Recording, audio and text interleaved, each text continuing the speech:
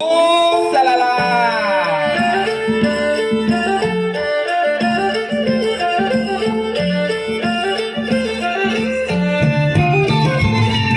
เอาสวดสวดโมเฮาแล้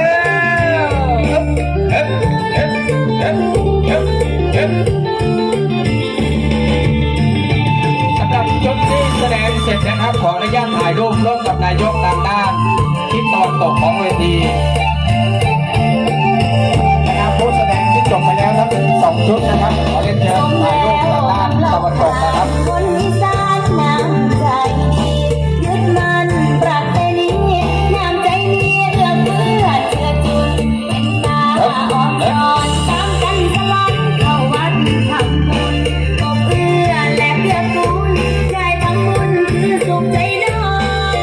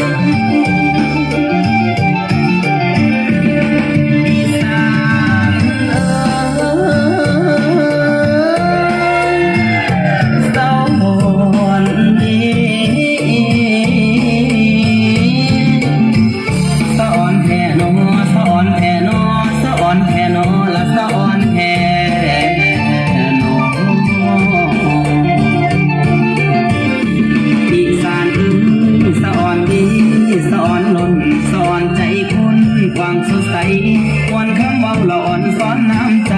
ทุกเดือนไปบุญประจำก็มีเหตุบุญตามที่ตามของ22ของ14ยิ่งเป็นบุญประจำปีคนอีสานมีความสนุกเหลือเกิน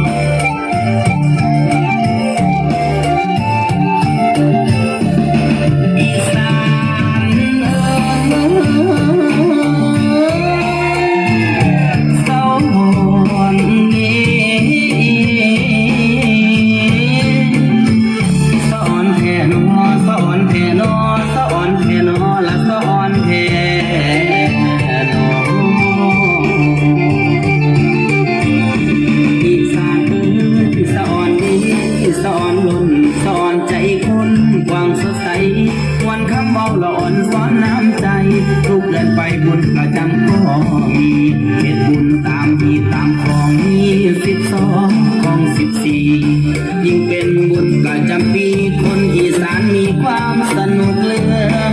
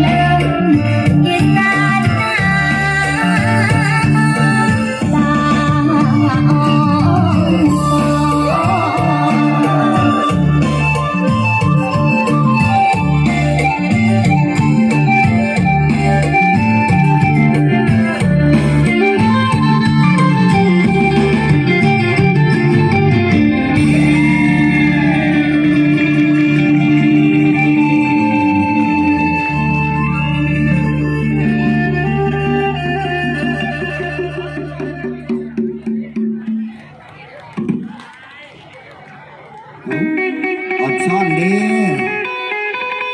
อดซ่อนพี่น้องจากท้องขุนครับผมเมื่อยพันเทือนะครับโอ้ย